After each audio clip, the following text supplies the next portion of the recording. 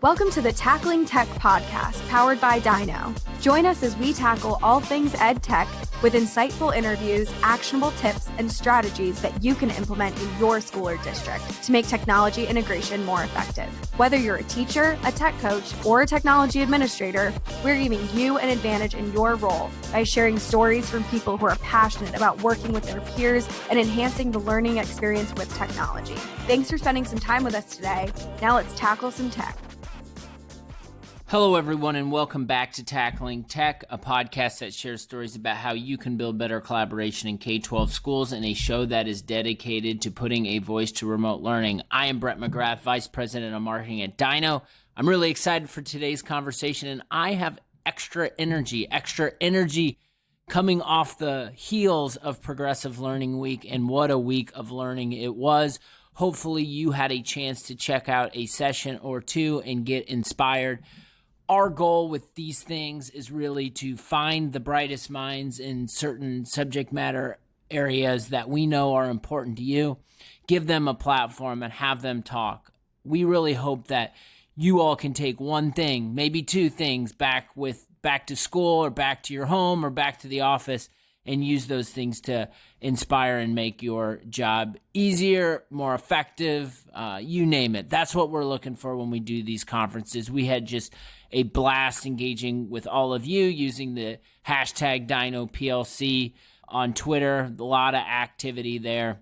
It's just so much fun. It gives us an opportunity to connect with you and also meet some awesome presenters. So if you were a part of Progressive Learning Week, cheers. Thank you so much for making it awesome. And we are definitely planning on doing a lot more of those types of events moving forward.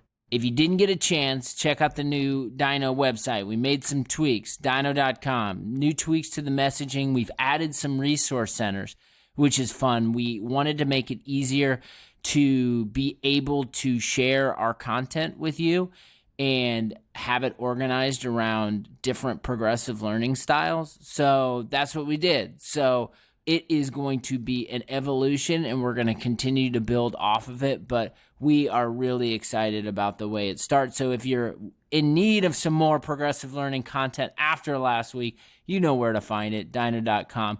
As always, check out all of our social channels.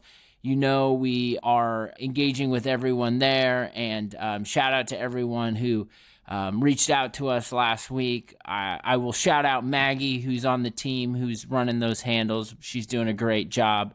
I'm really happy about what we're doing at Tackling Tech Pod or at Dyknow. Definitely go hit us up there. Give us a follow. If you like what you're hearing on Tackling Tech, hit that subscribe button. Be so kind. Tell a friend about us. We are really excited about where this podcast is going and all the people we're meeting. So that's just one favor we have to ask for you. But without further ado, we're going to kick it over to the conversation. So I'm really excited. We have Holly Clark on the podcast today, and we have been going back and forth, and she's just got so many thoughts and ideas about how to leverage one-to-one student device programs. She's got like 20 years of experience with one-to-one student device programs in the classroom. She's going to talk about that story. She did an amazing TED Talk a while back, and that was really the catalyst for me reaching out and wanting to talk with her. But I think this is going to be a conversation you're all going to really enjoy. This conversation's super relevant for right now. So let's kick it over to it. All right, everyone, welcome back to Tackling Tech. I am excited for today's guest. We have Holly Clark. Holly is an education thought leader, international speaker, best-selling author, and an advocate for students. She's a 20-plus year educator who has spent over 15 years teaching in a one-to-one classroom and over 5 years as an administrator in both public and private schools. We had a chance to chat before the recording here, and I'm really excited for some of the content that we'll be sharing with you today. But without further ado, how are you doing today, Holly? I'm really good, and I'm super excited to be here. So thank you so much for having me. Yeah, absolutely. We're excited that you could take some time to join us. So I know we had a little bit of time to chat about just how you're operating in a digital world with COVID going on, but maybe it would be beneficial to share how has kind of your work life and schedule changed as everyone's been working remotely. So usually my work life includes traveling all over the world and helping schools and teachers really integrate technology effectively. Can't do that right now. So I am volunteering inside of a 8th grade language arts classroom. It actually happens to be my old principal who decided to go back into the classroom. And I'm working with her, and together we are doing remote teaching. I kind of feel like this was my Olympics, and I really wanted to get my hands dirty in this remote teaching because way back in the year 2000, someone gave me a one-to-one classroom. So for like 20 years, I have been using digital tools. So I was like, I want in on this. And then I went in, and it's unique and different. And yesterday was one of the best days ever. So each day is just like a normal classroom. Some days great, some days better.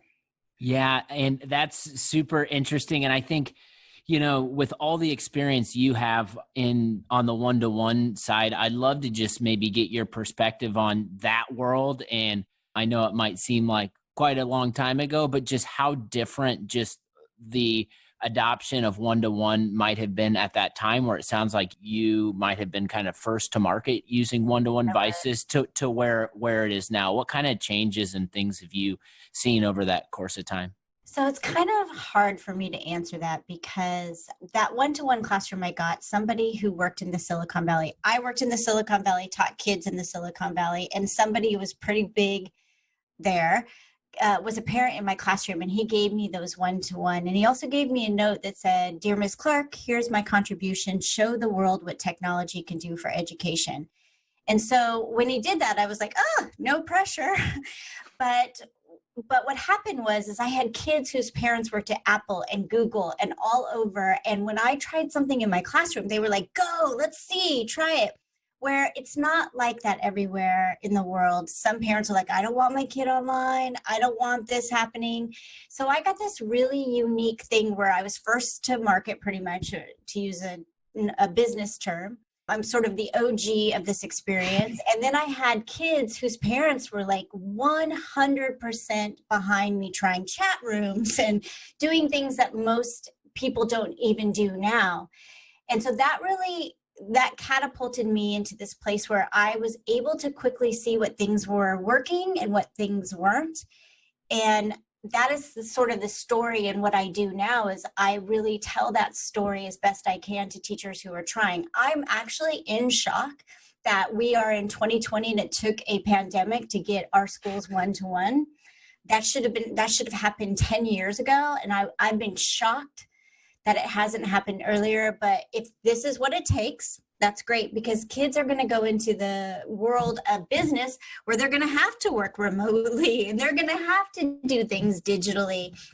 And while I understand the concerns around screen time and things like that, I'd rather teach kids how to use this technology for learning and a little less about Snapchat filters.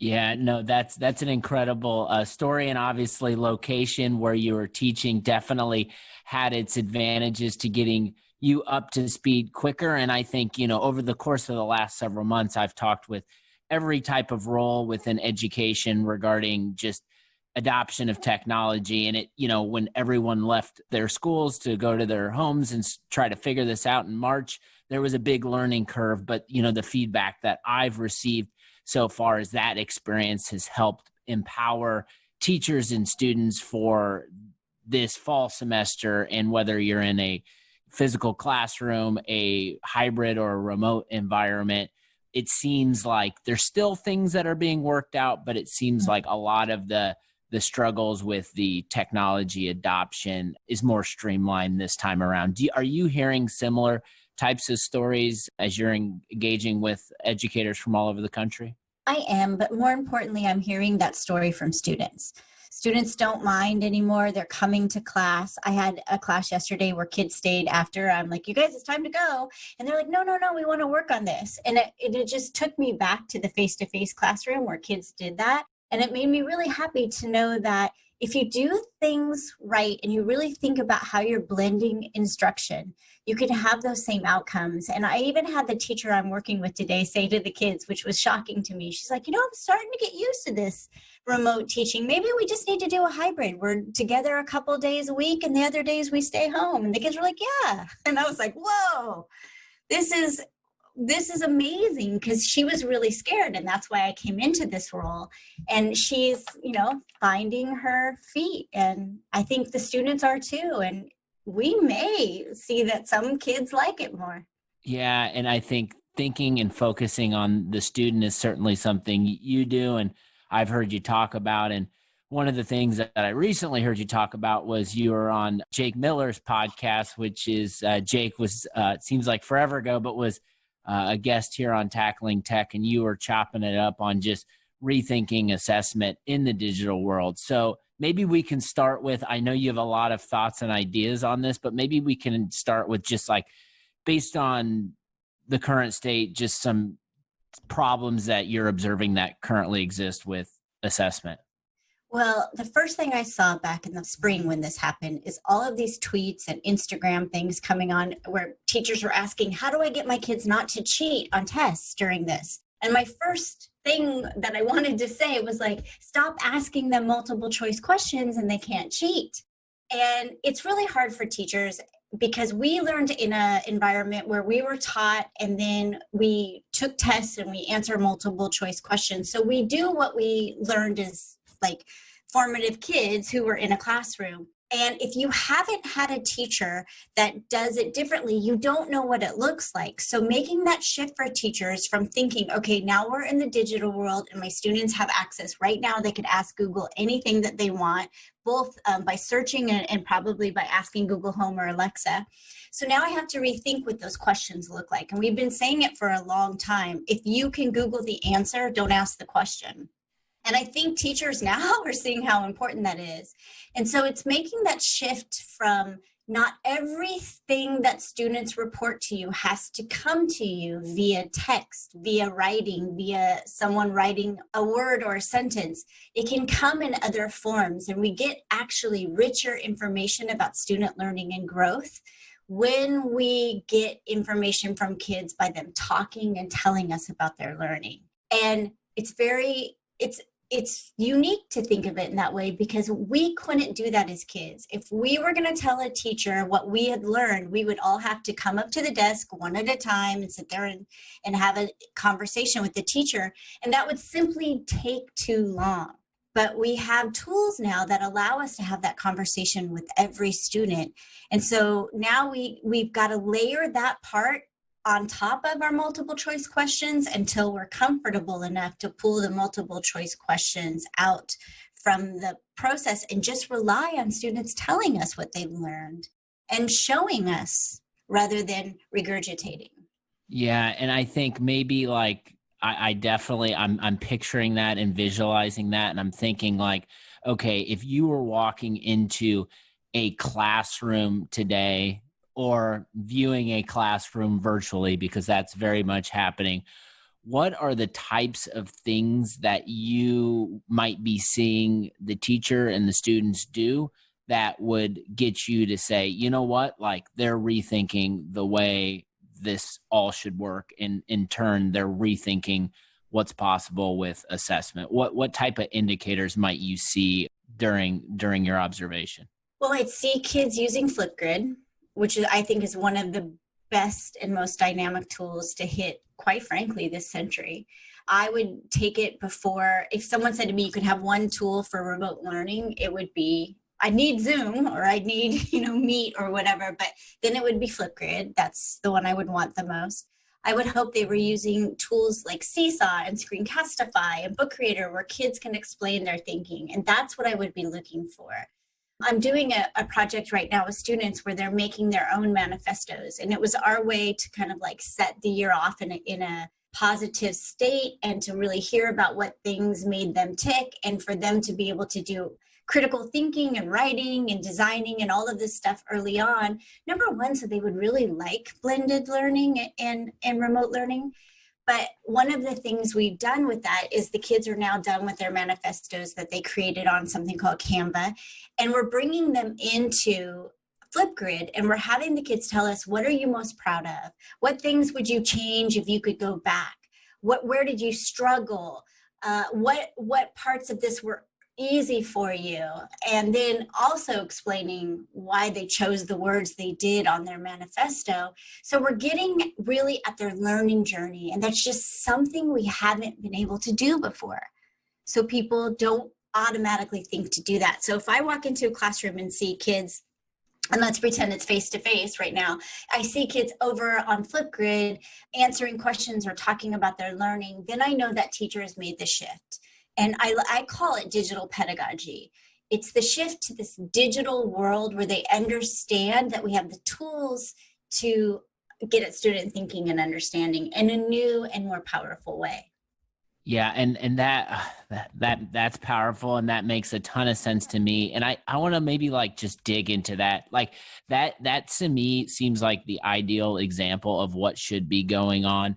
And I think, in talking with educators all over the country, it seems like the schools and districts that are winning right now and are ahead of this atypical situation are the schools and districts that have implemented or are implementing different progressive styles of learning, whether it's blended, flipped, you name it, in their programs. And, the thing I always struggle with, and I'd love to get your feedback, is it seems in your examples, it seems so clear and simple, but it's got to start somewhere. And does it start with one teacher? Does it start with a school? Does it start with district leaders? Like, how have you seen these progressive learning styles get implemented and grow district-wide within these schools?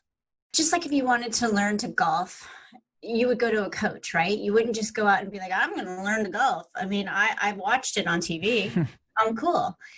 You would hire a coach. And I think the schools who understand the power of coaching are the ones who are making the moves. I know in 2005, I think, I was the technology integration specialist. And think about that. That was 15 years ago.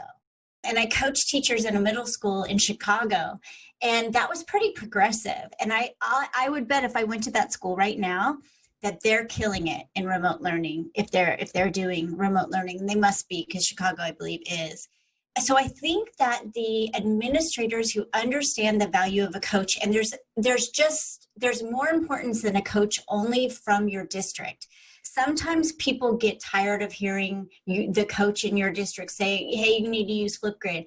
And I often can come into a school and the coach there has been saying it all along, but I'll come in and they'll be like, oh my gosh, no one's ever told us about Flipgrid. And the coach in the back of the room is like, she's rolling her eyes, and I understand her pain because I've been there. But so sometimes it's hearing from other people and empowering coaches to help teachers, and really putting that first and foremost, and also listening to them. So I know a lot of school districts right now, administrators who have never taught in a remote situation, probably have never taught with Google Classroom or any of these tools, and they're making decisions about what this should look like. And I think you need to go to your coaches if you have them. You've hired people who are there to help the teachers grow digitally. You need to listen to them. And what I'm seeing right now is that's not happening. And I think there are a lot of companies right now who are making money off the fact that administrators don't know anything about digital teaching. And so that's something to be aware of. Companies like what you told me when we had our conversation that you're doing is exactly what we need in schools right now. And I'm not trying to go to your company for like, you're not paying me to do this or anything. That's what I needed. I needed to know what my students were doing. I needed data on what was working. I needed to know as an administrator, which teachers were using what apps, things like that. And so that's really important. But there are other people coming in and saying, I can put your kid in front of a computer screen and they can learn the skills. And that's just not true. And if you don't know different, you succumb sometimes to that. Yeah, I hear that. And sometimes it's an outside voice and someone who needs to come in with experience and just add to the mix to push it over the hump. How does, you mentioned just all these technology applications and these progressive styles of learning. How does like a personalized learning approach factor into implementing technology? How have you seen it work where you're understanding each student's individual needs while also pushing forward with these new progressive styles? I'd love to get your response on that. Well, this is almost a happy hour. Let's drink some wine. But here is what's up. I find a lot of schools, because they're using the term voice and choice, believe that they are doing individualized instruction or personalized instruction, which it's not. That is just kids answering in a way that fits their needs at the end of the unit. We need to talk about throughout the unit. And one of the things that I use to really do that well is I use an app called Book Creator. And what I do is I sort of make like an interactive notebook where kids are at the beginning of the lesson. Let's say I'm going to teach plant and animal cells. And at the beginning, I ask the kids, tell me everything you know about cells. And that's my assessment of prior knowledge. I put that inside the book, or they do. And then we do all these little learning activities along the way, and they show me what they learned along the way so that I can see where, let's say, Johnny started with his assessment of prior knowledge. I can see all his little learning artifacts that he's placed inside of this Book Creator along the way. And at the end, he's going to do this demonstration. And that's where he'll also have voice and choice, but this demonstration of learning where he shows everything he learned about plant and animal cells. And then what I'm going to grade, and what makes it personalized, is I'm going to grade Johnny's growth pattern for him as an individual. So he started here and he ended here. Wow, that was a big jump. He gets an A. Where another kid might have started with knowing a bit about plant and animal cells, but never really learned too much more. That's not a big jump. And so I'm grading each kid individually. And along the way, as they're placing those artifacts inside of this Book Creator, I can see who's kind of getting it and who's not, because they're using the record button to tell me about their thinking and learning. And I'm listening to those responses. And then if I need to, I can stop and offer up for some kids who might need it some extra resources, some extra learning. And so I'm putting this personalized learning experience into this, let's just call it a longitudinal kind of experience for the kids, where I'm seeing growth from the beginning to the end, and I'm grading each kid individually.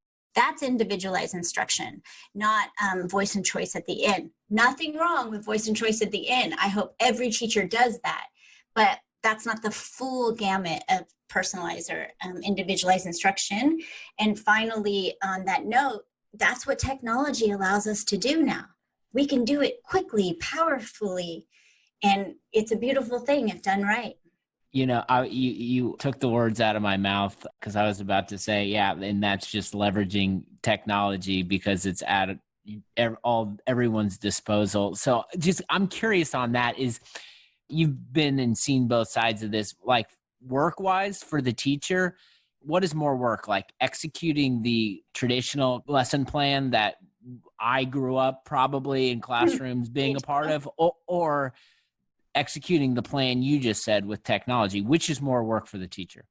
So people often ask me when I'm places, how did you learn all this? And I said, I was trying to get out of grading homework.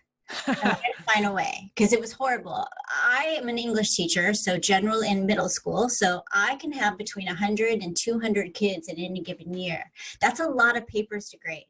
And so what I used to do, because I grew up with a 1985 teacher, and then I went to teach, and I did the same thing she did, is I would ask kids to tell me the 3 things they learned at the end of the lesson, better known as exit tickets.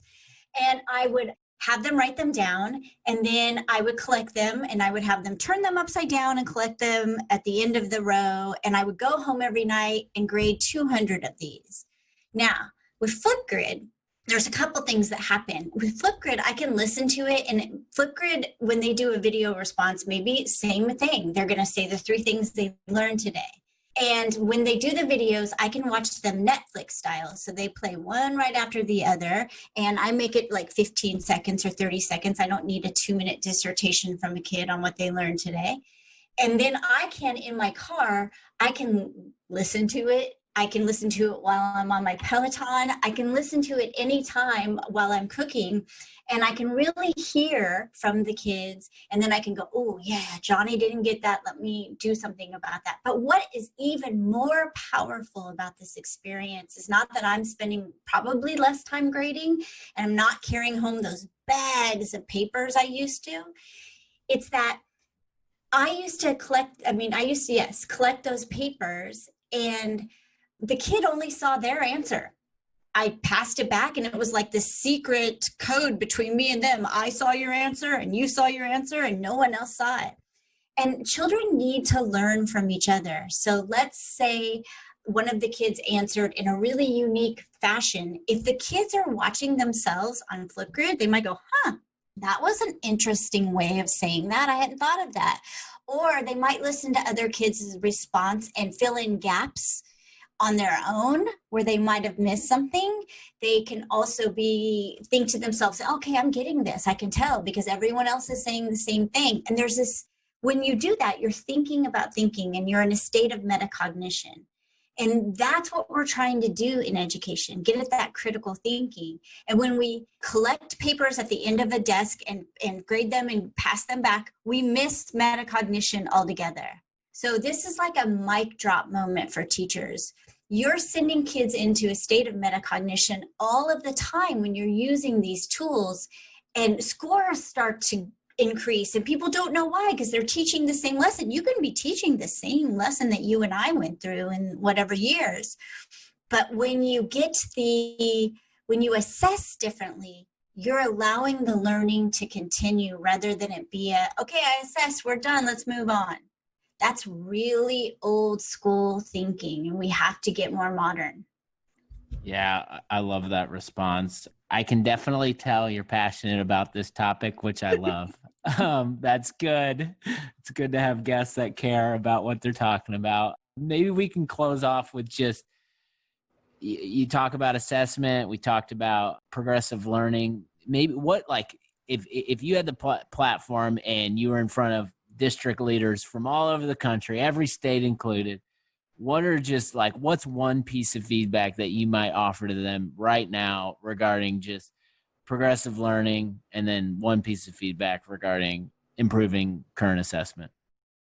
Well, I think that's a tough question, right? There's so much I would say, but one of the things that I find most transformational and foundational is this. A lot of schools are looking to increase their reading and writing scores. We're always looking to do that. And often we are test prepping kids to make that happen. In fact, I heard of a school in Florida who took recess away from kids so they could be inside test prepping. And I hope that's just a rumor. But what we need to understand is that kids cannot become good readers and they cannot become good writers unless they are good orally. And we are not and have not allowed kids to speak and talk about their learning before. And as soon as we start the process of allowing them to do that, schools instantaneously almost begin to see writing and reading scores go up. And so if that's what you're looking to do as an administrator, you've got to find a way to convince your teachers that talking will bring up those other two scores. And people don't often see the connection there, but it's strong, it's foundational, and it's pretty much one of the only ways you can do it. You've got to understand the power of oral. Definitely. This has been just so much fun and so many insights. I often say people listening on the other side have their notebooks out, and I hope you're taking notes because there is a lot to unpack here. Before we end the convo, Holly, tell everyone where people can find you online and check out your work. So I'm the author of 3 books. Google Infused Classroom, the Chromebook Infused Classroom, which is my latest. And I think, you get better as you go along. So I'm kind of feeling most proud of the Chromebook Infused Classroom. And of course, the Microsoft Infused Classroom, because we wouldn't want to leave off our Microsoft friends. I do a blog where I'm right now telling everything I'm learning about remote learning. And that's at hollyclark.org. And then, of course, you can find me on Twitter, Facebook. Well, not Facebook so much. You can find me on Facebook, but Twitter, Instagram, and TikTok even. And that's at hollyclark.edu. And now back to the Facebook. The Facebook, I have an Infused Classroom Facebook group. So those are all the places. I'm everywhere, unfortunately. You're everywhere. And I got to ask you, because I've been talking to our marketing team about this. What have you been doing on TikTok from an education perspective? What are you sharing? Because that's an interesting channel that we're exploring and we might hop on soon. I'm curious on your feedback on TikTok. So I'll tell you a couple things about TikTok. First, I do 1 minute PD. So I do a quick little try this tip out in Flipgrid or whatever. And that seems to be working really well. People enjoy that. But so I have 40-something thousand followers on Twitter. I can put up a video there and I might get like 5,000 views or something. And I have 275 followers on TikTok. So I'm still working hard.